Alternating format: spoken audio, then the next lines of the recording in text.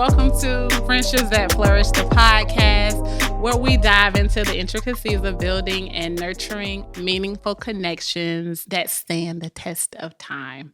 I am Regina Nicole, your host friend, and today with us we have our special friend Dyamond joining us. Today we are going to explore the topic of how to make friends as adults. Dyamond is a wife, mother, and your favorite event planner.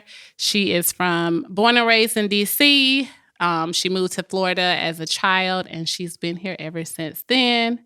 She has a bachelor's in criminal justice and a master's in criminology. So let's give a round of applause and welcome my friend, my favorite event planner, Dyamond Duperval. Yay! All right, Dyamond, welcome to the podcast, or should I say welcome on the couch. How are you feeling? I'm good. I'm excited. Well, thank you for joining me today. We talk all the time, and so, again, this is not an interview, but a conversation about how to make friends as adults and maybe some of the things that we've experienced and how we can be better friends and make new friends. So let's get into it. So I always like to ask this question: what does it mean to have a friendship that is flourishing? And to our point today, what does it mean to have a friendship that is flourishing as an adult? Oh, it's sticky. No, but for real, because some days I'm like, do I need to go on another planet? I'm tired of being around humans. So, and I think there is a difference between creating friendships when we're adults versus when we're kids. For sure. Because the definition definitely changes. Do. Madison and Morgan are like, my best friend so-and-so. I'm like, I don't even know that person. How are they your best friend? So how do you make friendships that flourish? The first thing I heard, honestly, was just being around a circle of folks that really keep you accountable. Like, I think our generation, we are juggling so much. Like, I compare myself to like my parents, and I'm like, how did they parent us and not feel so overwhelmed, right? And so like my parents, they literally worked and they raised us. This generation of adults, we have businesses, 2 and 3 of them. We're part of organizations. We are out here rallying and advocating for the community. Then we got our personal relationships. We have our faith-based stuff. And I'm just like, bruh, all of this. So when you have a friendship that's flourishing, it's got to be people that's keeping you accountable, or else you're going to melt. Yeah, for sure. People that's holding you to whatever your goals are. Folks that are really doing check-ins, you know how to do like check on your strong friends. Yeah. When you got to have those sidebar conversations like, I know in the text you said you were straight, but let me call you. Right. Let me video chat. Yeah. Yeah. So people that hold you accountable, friendships that centered on integrity. These are the things for me. Right. You may talk with somebody else and it's a whole different list. They're like, child, I just need somebody to go to happy hour with. So... Okay, so sounds like I hear you say that friendships that flourish, you measure it based off accountability and integrity. Anything else? We're going to leave it there. Okay.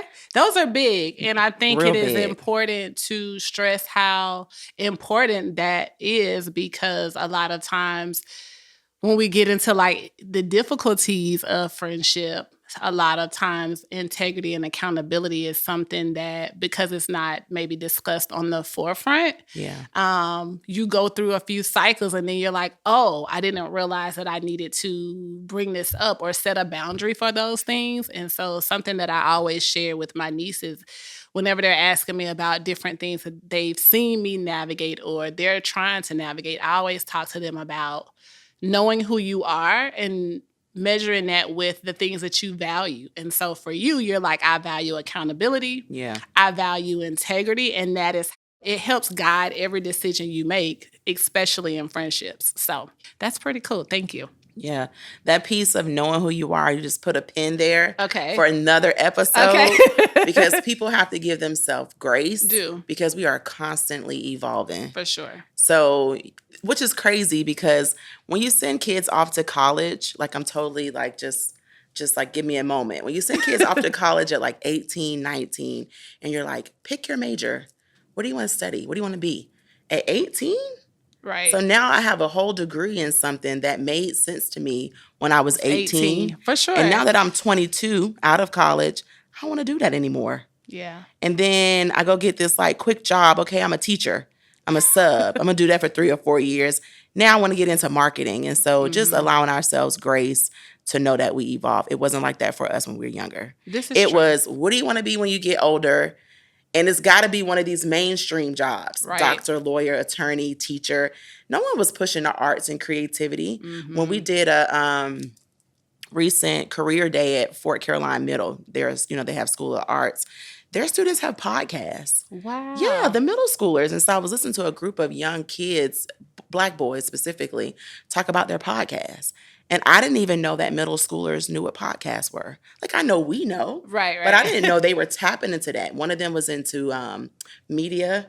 One of them was into, like, creativity and all of these other things. And I'm like, that's dope. Because coming up for us, it was the mainstream careers. Yeah. Like, you got to you want to work at a bank? You want to be a teacher? You want to be a doctor, a lawyer? That was pretty much it. The other things weren't there. So shout out to giving ourselves grace because we do evolve for sure. For sure.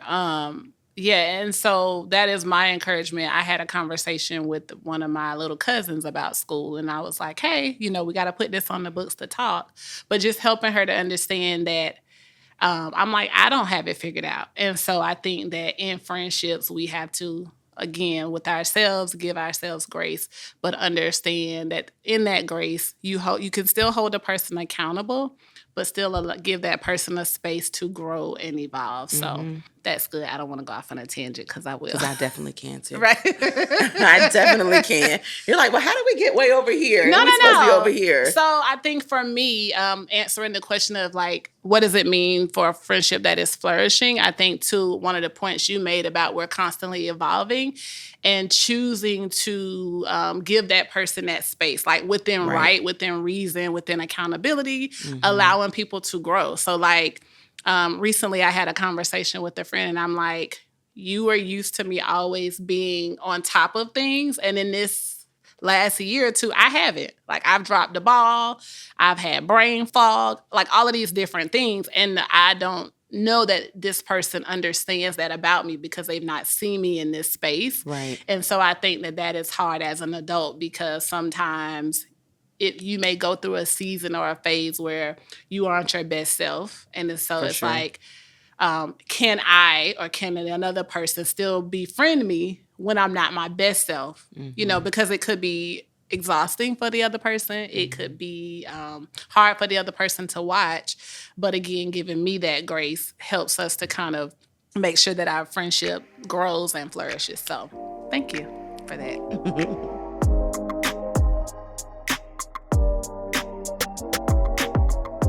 So in terms of, you mentioned accountability and integrity, some of the things I think about is like expectations and making friends as adults, right? So like going into friendships, and a lot of times I've not always known that there are boundaries that you can set or the expectations. Like I didn't know initially that my friends had a certain level of expectation for me to show up a certain way had we not discussed it. For sure. I think that's for everybody though.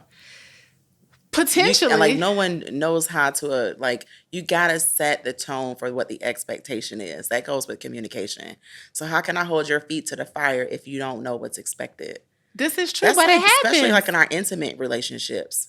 With like our person. It's another topic. But like you big mad at your guy or your girl and they're like, man, I didn't know that. Right. You didn't communicate that with me. So the expectations, even in our friendships, adult friendships, they have to be communicated because now you big mad and the other person is like, what you got going on? Yeah. Like your energy not right. We was linking up to go out to eat and you but you mad and you haven't said anything to me. Like, I dropped the ball on something I didn't really even know that was something that was your thing. Yeah. So the communication part. Yeah. So as adults, navigating this world, so one of the things that I found in research is that friendships should be reciprocal, voluntary, not voluntold. They should be free from restriction.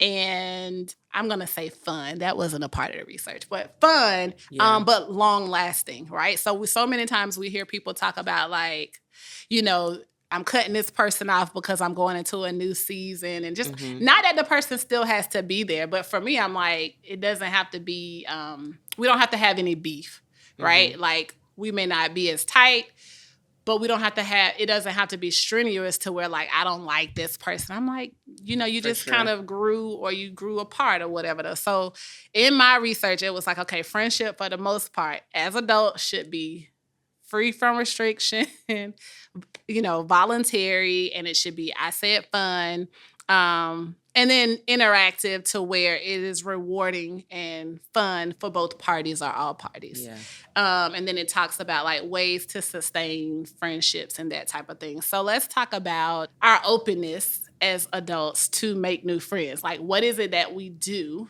Or is it anything that you've thought about? Like, hey, I should do this to meet new people, to make new friends. Or is that even a desire for us? Like, do we as individuals desire to make new friends for whatever reason? I think it depends on the person and what you're juggling. Mm. You know what I mean? And I also think that there are different friend groups. Like when you use the word friend, that to me seems more intimate, where you may have colleagues, you may have associates, you may have, you know, like when I say hear a friend, these people come to your house. So true or false? When you hear friend, is this somebody that has your address? That's something to think about. Because I think there are different categories. For sure. Especially as adults. Yeah.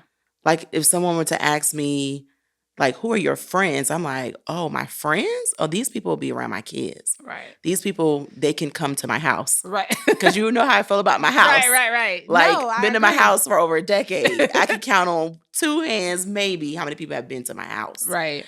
And so when you say, your question was, well, are people still open to making friends? I think it is based on what they're juggling. If you have so many hands in the fire, it really can be daunting to want to create new friendships. You're like, I'm already juggling so much. Not that I'm against people, but to make a friend, that takes time. You know, that takes a commitment. Whereas we might be cool.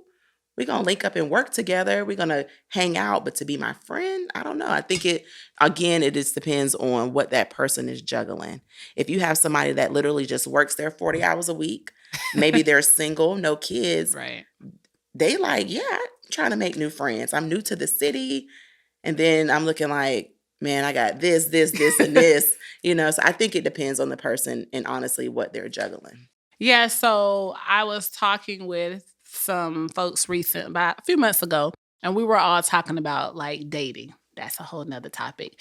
But in that conversation about dating, we were talking about like meeting new people, right? Like these don't have to be our besties, but being able to meet new people, create new spaces, you know, new communities. And so we all talked about like for the next 6 months, we were going to do something to put ourselves in positions to meet new people. Right. I failed because I have not done that. Because that goes to what you're juggling. Okay, I get it. Yeah, so where's your grace? Right. Well, what I'm going to say, I agree with the grace and what I'm juggling. But what I was going to say is even in spaces, like there are times when I'm like I don't want to meet nobody new right I think that comes from what you're juggling. Okay. If your list wasn't as busy, it wouldn't feel so daunting to have to meet new people. And see, that's the thing. So friendship shouldn't be daunting. So even some people that I'm connected to now, I'm like, I'm going to put this person on ice. I'm not going to answer their calls as rapid or whatever it is. Like I'm going to change the access to me because my back hurt after I done talked to them for 40 minutes. Right. But let me say this. Okay. I'm okay with putting things on ice and putting a pause on it, but that has to be communicated. Because then the person on the other side is like, what's up with Regina? No, this is true. So that goes back to communication. No, I agree. So yeah, so communicating that to the persons. And so Again, back to just kind of looking things up and kind of having conversations. It's like, okay, I want to meet somebody new. I want to meet new friends. I want to be a part of these things. Like I desire new hobbies. But then there's some days where I'm like, no, I really just want to lay on the floor in the dark because I'm so tired of talking to people from the whole day. Tired of peopling. Right. But this brings me to my next thing. So you mentioned something about like friends and what does that mean and what does that look like? And so there is levels of friendship. For sure. We'll get into that another time. So there are levels of friendships, and there's also this thing called the friend web. All right. So I read What's the second word? Friend web. Friend web. Okay. So I read this book called Big Friendship that I found. I read it maybe 3 years ago. And so ever since then, that has kind of sparked my interest on this whole topic. Not that I didn't have an interest before, but this was like the Bible that I could create my own. And so what it tells us is that everyone has like 5 closest people that they talk to. Facts. And then from that 5, they have 15 people. And those 15 people are close and even comes with like an emotional connection, right? Okay. Maybe not as close as the first 5, but they are up there because they're like second tier. Yeah. And then from the 15, it goes 50, 80, and then it spreads out. So these friend webs are formed, family, friends, cousins, mutual connections, right? And so last night, actually, I was trying to write out my friend web. And I was like, well, I feel like I have more than 5 on a regular basis that I talk to. But out of, let's say, the 8, there are only 3 of the 5 that I probably genuinely knows like everything about me that's going on. But the 5 is still good. Like it's 2 of the 5 that I'm like, they're still there. They may not get the news when the other 3 get it, but they're there. So maybe for you, your friend web just has another layer to it. Potentially. So instead of yours starting at 5, it might be 3, then 5. Like the hierarchy is different. So, because you said you had 8. So maybe it's like 3, then 5, then you're 15. 15. And so what are your thoughts about that? Like, do you feel like you have a friend web Definitely. like that? Yeah, I made kind of like I mentioned it earlier, just different categories, which now I know. New terminology, a friend web. Yeah. Definitely. Definitely a friend web. Yeah. And I agree. Yeah. And I think for me, that has been a part of how I have met people, right? Like made friends as adults. But even with the friend web, I feel like there are rules. What are your thoughts about rules to like making new friends based off of mutual friends and connections? I'm not against having rules in friendships. I mean, I don't know if I've really ever thought that far into it, especially like with that first tier in the web. You know, I feel like we already know what the rules are and what our boundaries are. It feels kind of formal when you be like, what do you think about rules in friendship? So let me tell you what I mean. It feels kind of formal, but I'm not against it. Okay. Yeah. So when I say rules, so for example, like a part of this friend web says that it's because you've met people through someone. So like I have a cousin where I met 6 of her college friends. Okay. And so I met all 6 of these young ladies. 3 of them are a part of my friend web because we talk more consistently. What level? They're probably a part of, 2 of them are a part of the 15. Okay, got it. And that 15, again, we don't talk every day. We don't even see each other every day, but like they call and check on me regularly. Their children know who I am. We celebrate each other's birthdays as best as we can. And when they have things going on, like they let me be in the know of that. And they've given me like all of this access. They're like, if you ever need anything as it relates to X, Y, and Z. And so I asked about rules because I remember when 2 of the young ladies first moved to California for a new work assignment because they're nurses.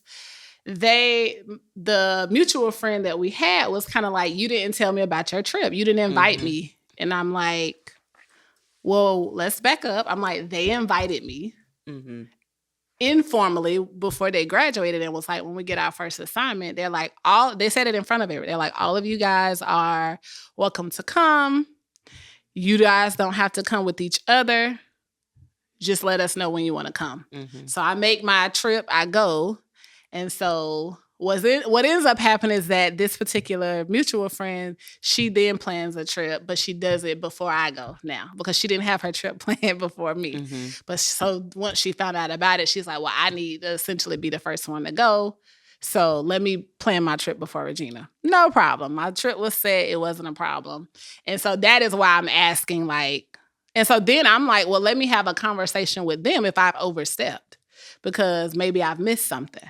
Did you guys have the conversation? So, yes. So I had a conversation with the two friends, and it was like, you absolutely didn't overstep. They're like, this person doesn't show up in the same manner that you do, nor should they be concerned about the way that you show up. And you all of y'all had the invitation. Mm-hmm. When I talked to the mutual friend, obviously that conversation was different because they felt like I should have included them, that type of thing. And I'm like, okay, I see your point. I hear you. I apologize, even though I didn't feel at the time that I had done anything wrong. But I'm like, based off of what your expectation was of this whole friendship, you feel like I should have ran it by you. So I apologize. Needless to say, me and these girls are still friends to this day. Right. One of them had a baby on my birthday, so we're birthday twins. Oh boy! But let me just say this: yes. Like, so give me your feedback. I'm gonna give. It's gonna be short. Oh, all of these intricacies that you just shared with me, this takes us back to the top of the conversation when I was like, it depends on what you're juggling because it can feel daunting. Right. But all of these intricacies, like she said this, I said that, we did this. And I'm thinking to myself, and all the things that I juggle, I would have been like, you got it. Yeah. Like, this is too much for me. Yeah. Because I have other things I'm juggling. That doesn't minimize our friendship. It doesn't minimize what you mean to me. But we kind of going down like a and I'm just like, okay, we going on ice. Can I get a moment? I'm like, what is it? What's wrong? I didn't call you first. Yeah. So making friends as an adult is completely different because of things that you may have juggled or the conversations and the back and forth, and especially for ladies. That's another topic. It is. Ladies, come on, y'all. Let's wheel this thing in. And so it can feel, again, just very task driven when we go to these levels. Like, well, you didn't call me first and you didn't invite me when you invited her. And I'm just like, but I told you this. You did. You and I were talking about, you called me about, you were sharing a grievance with me about, I'm not going to give any specifics. Oh, I'm going to be very general. Okay. I want the people to know all our business. Okay. But you were sharing something with me, and I think we was like 4 or 5 minutes into the conversation, and I'm like, I'm already exhausted. I was like, this person doesn't have anything going on for themselves. You did. There's no way she's as busy as we are, because how did she even notice this? No, I'm dead serious. Yeah. Like, my schedule today, I got like 15 things to do. If I walk past you and I don't say hi, come on, y'all. I'm like, come on, you know me better than that. If I don't fist bump you, give you love, you like, well, I seen you and you ain't come speak. I'm like, ladies, but I don't think the fellas do that. They don't. You're not on the show today, but do the guys do this? And let me tell you, I have one of my closest friends from childhood is a guy. Mm-hmm. And we're tight. You know how I feel about the best friend titles. Yes. That's another topic for another day. I don't get into like best friend titles because I feel, again, we doing too much. But I tell him all the time, I'm like, can I be friends with the guys? Can y'all add me to y'all circle? I'm like, can I get into the men's group? Because it's like, oh, she didn't speak. I'm like, okay, you can't be as busy as the rest of us. So all of those intricacies that you just shared with me about my cousin, and we met 6 of her college friends, and the cousin did this, and I'm just like, y'all not busy enough. Mm-mm. Y'all got to find some stuff to do. And I think it's also personality, because these young ladies, their personality from then is the same now. And now they're like, and I know because I've had conversations, I've shown up in spaces and it was like, we don't have time to juggle that person. So we don't even have to talk about it. They're like, you're good. Yeah. You and I's relationship is great. Don't worry about nothing else. Because I can be honest and say, a part of that during in the beginning stages, I felt accountable to both. For sure. Because I'm like, here is family, here is someone that I just met. Accountable or obligated? Maybe obligated. Yeah. Maybe it was obligated to, I felt this obligation to them. And so even when I think about things, I talk about things in like rights and responsibility. And I felt like I had a responsibility and an obligation to them. Because of that one incident, I'm like, okay, now that means it went into, like, it did spiral, right? Yeah. Fast forward at this period, no, we're not doing that. Like, I don't even have to communicate with you. And quite frankly, I don't care if this person knows or don't know. It has nothing to do with me because I have developed my own relationship. So yeah, I was like, what's your thought about that? Any examples? I know I have all the stories. Okay. Listen. Because my friendship web. Right. Now that I got a new term. Y'all about to friendship web y'all out. You like, you like, I'm here for peace. Friendship hierarchy. What y'all want to, like, the top 5 numbers for real? I mean, add that to the topics to discuss. Being a friend of a lady. Friendships for females. Oh yeah, it's like tough that's out all. here. Listen, we do too much. Let's just leave that there. Drop the mic. We do too much. Yeah. I'm not recommending we don't do anything. I'm not recommending that we don't advocate for ourselves. I'm like, but ladies, come on, y'all, bring it down a couple notches. Yeah. It shouldn't feel daunting. Like, that's my word for today. Like, I don't want to be exhausted. Yeah. It's women friendships. Making friends as adults, that's what we're talking about, sometimes can be territorial, which then spirals into all of these other things that don't exist or shouldn't exist. For the fellas that are listening and they be like, y'all want me to commit? I'm like, please. You sure you don't want me to have 2 girlfriends? Because y'all both getting on my nerves. Well, also, because, you hear people talk about, like, you hear women and are like, I don't do women, other women. Right. Yeah. And I never would understand that for a while because I'm in the trenches and I'm doing it. I'm going to tell you now, I feel like I am like friend of all friends, but it is exhausting.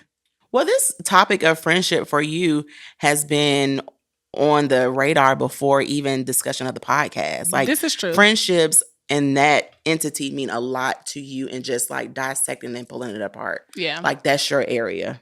Yeah. Yeah, for sure. And so, maybe not just friendships, but relationship. Yeah. Yeah. Because I'm all about like making new friends to a degree because I still have. I support that. I do support making new friends. Like restrictions on that too, but I don't know. I'm always trying to understand and dissect and, like you say, pull apart, because I'm like, a part of me is like, how do we get here? Right. And because we don't all think the same, a lot of times when we're thinking and viewing things, we definitely aren't looking through the same lenses. And so for me, I'm like, because we need each other to thrive in the world, right? And so I'm not saying force yourselves, but I am saying, like, making friends is one thing. Having healthy friendships is a whole nother thing. Because you got a lot of people that are friends. There are people who, as adults, like, we're friends. And I'm like, that's not your friend. So maybe that goes back into the hierarchy. So friends, associates, colleagues. Yeah. You know what I mean? So. Yeah. So. There was something you mentioned earlier with the book you read where it had like the different parts of friendship. Mm-hmm. And the first one you listed was reciprocity. Mm-hmm. Yeah, that's important. Yes. Yeah, that helps with that exhaustion. You have good vision. I can't see that. Oh, okay. But I'm looking at it because I remember you were reading it from your notes.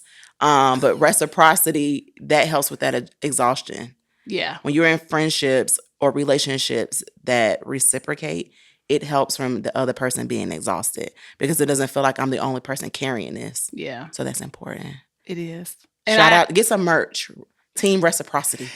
And so I will, but to your point about that, I will tell you that I have not always recognized that was important in relationships, friendships. Oh, that must be your other friendships, because I feel like we do well with that. We do awesome with that. Shout out to us. I don't know about the other ones. Hey, I don't know about your other friends. But I'm going to tell you we right here reciprocating. What I will tell you is that we do well with it because I believe that we also do well with, like, communicating, even if it's not the first day, but we circle back. I don't believe in oversharing, but I am compelled to share. Share what? About who? I'm about to call you Melissa.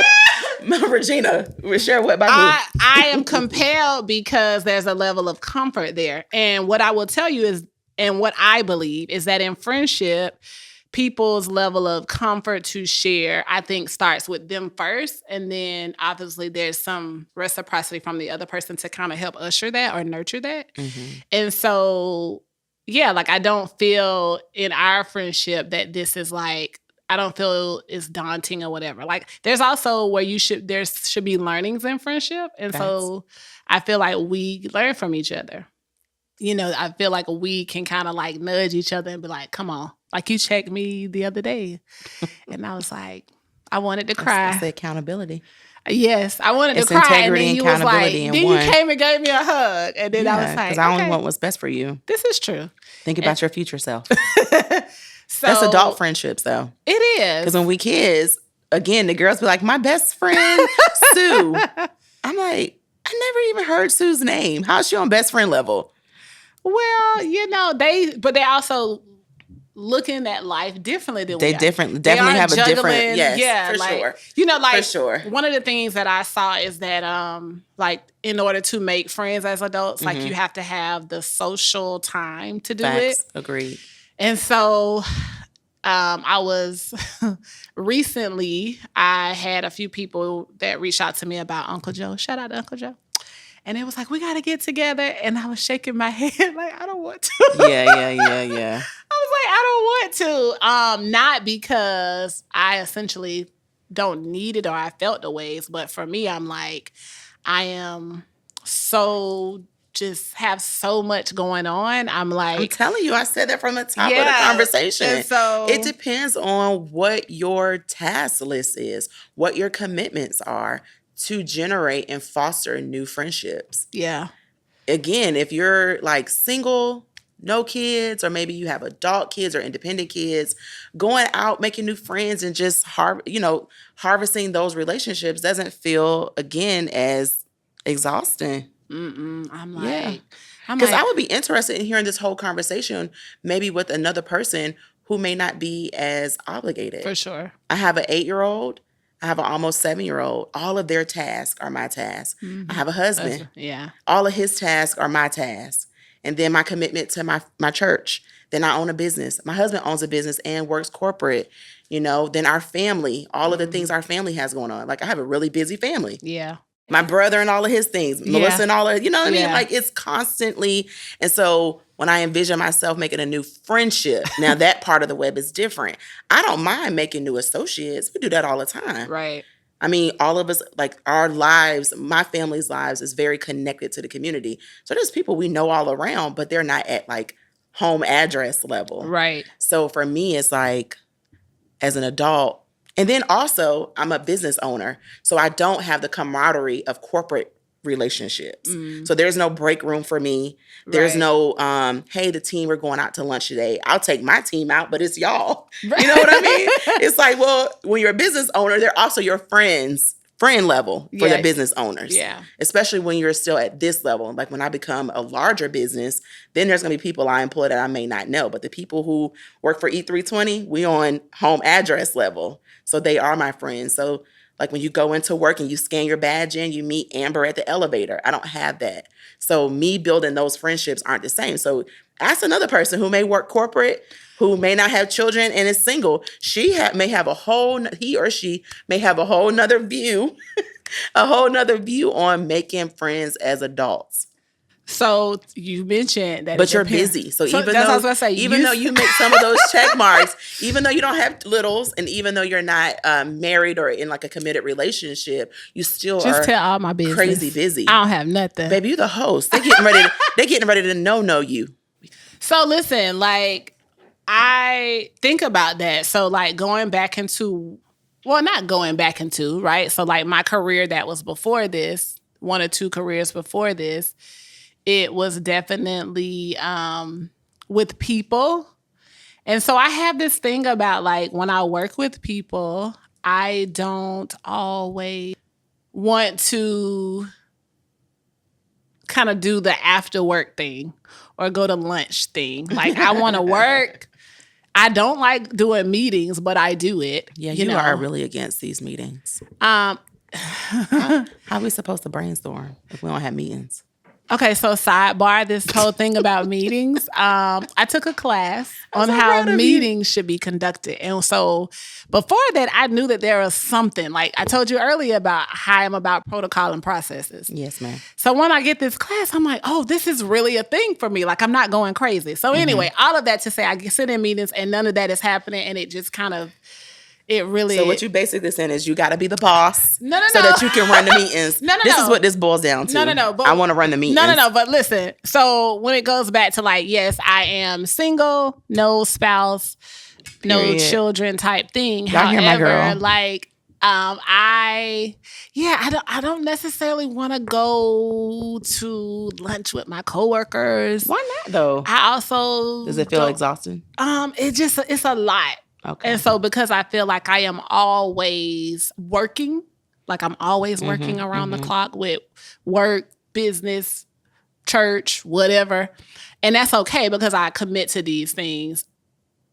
I'm like, what we here for? We got a meeting? Okay, let's not go over. You get a 5, maybe 10-minute grace period, and then I'm done. So, like recently, I had a work event, and they're like, we're going to eat afterwards. And everybody was calling me. I was like, I'll see y'all next week at the All Staff. I'm not coming. Like, I want to go home. I was just thinking the making friends as an adult thing, too, matters if you don't already have that first tier of friendship. Okay. So when you have an adult that may not have that first level, I think that first level had 5, right? If you're somebody who doesn't have that, this is not a problem for you because you are yearning for these relationships. For sure. Yeah. At least, I mean, you may not even actually notice that you have that void, but there are people who exist that don't have that first tier. But there are also people who don't think about it as... they don't see it the same way, right? So like when we talk, when you mention like your friends and how different people are on different levels or they're in different groups, there are some people who are like, everybody is my friend. And they live like this carefree, like, yes, you can come, bring everybody, bring the whole family. Yeah. So I think some of making friends as adults, as much as we're unlearning some things we learned, I think it also attributes to our background and our family dynamic as children because like growing up in a house in a queendom is what Miss Dickerson used to call it. Growing up in a house where my mom worked and went to church, kind of like how you talked about your parents. My mom worked, went to church. Raised her kids, right? Yeah, raised her kids. She didn't do outside stuff. Yeah. And if she did, it was like you meeting her at prayer meeting. So then when I grow up in that space and then I had an older sibling who was either dating or kind of off doing her own thing, I am way more social than my mom and my sister in terms of friends and things. And so for my mom, she's like, yeah, nobody is coming to my house. Like nobody. Shout out to mama. She right. Like that first, mama like that first web. Just go ahead and knock us down to the 15. And then my sister may, she may do it, but I am more of and I still have my restrictions, even though you're not supposed to have it, but I still have but I'm a little bit probably more, open to it, right? Like, I'm like, yeah, we're doing X, Y, and Z. That's fine. As long as nobody is stealing and trying to hurt nobody, like, let's come on. And so I think like I said, balancing that. My dad, his house is the party house. So he's way more social. He's, shout out to Uncle Tony. That's so yeah, like I think that attributes to this whole friendship thing too. For me, like watching both of my parents navigate friendships differently. Like my dad still has friends from when he was in college or high school and as a kid. That doesn't mean they're on that first tier. Because I have friends all the way from, well, I don't even know if they're friends. So again, that is categorizing them. But I still am in contact and communication with people from different times in my life, different seasons of my life, but I don't know if they're necessarily on the friendship level. Yeah, that's true. Yeah. This has been good. That first tier, how many? 5, right? 5 on the first tier, 15, 50, and 80. Right. That circles back to that ideology of if you look at like the closest 7 people around you, that idea of they're the ones that help to really shape who you are and what you do. So, and shout out for those of us who have people who do keep us accountable, who do help us and force us to be more integral, right? Yeah. Like shout out to those people because that isn't something that is like always a thing in everybody's circle. Right. And so I appreciate you. This has been good. I'm glad. Thank you. You're welcome.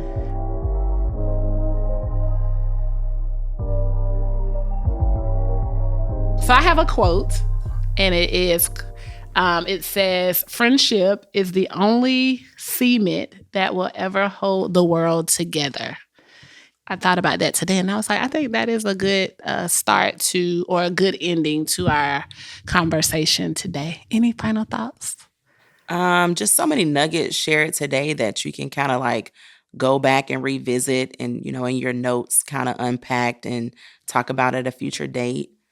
But it's been good. I appreciate you having me. I'm super, super proud of you. Thank you. You are a dope human, and I am so thankful to be within that first web. You didn't have to tell me. I know I'm in that first web. Period. You are. Congratulations. I'm proud of you. Thank you. So as we conclude Friendships That Flourish, again, this episode, we had our special friend, Dyamond Duperval. And again, we want to just remind you of the value of authentic connections, enriching your lives, and encouraging you to apply some of this insight from today's conversation this week. And don't forget to follow us on Instagram and YouTube at Friends That Flourish. And we look forward to some feedback from you and hope you will continue to listen. And your host, your friend, Regina Nicole. Thanks for listening to Friendships That Flourish, the podcast with your host, Regina Nicole. Be sure to follow us on all social media platforms and be sure to listen to us on YouTube, Apple Music, and Spotify. Don't forget to email us any of your topics and questions at friendsthatflourish@gmail.com.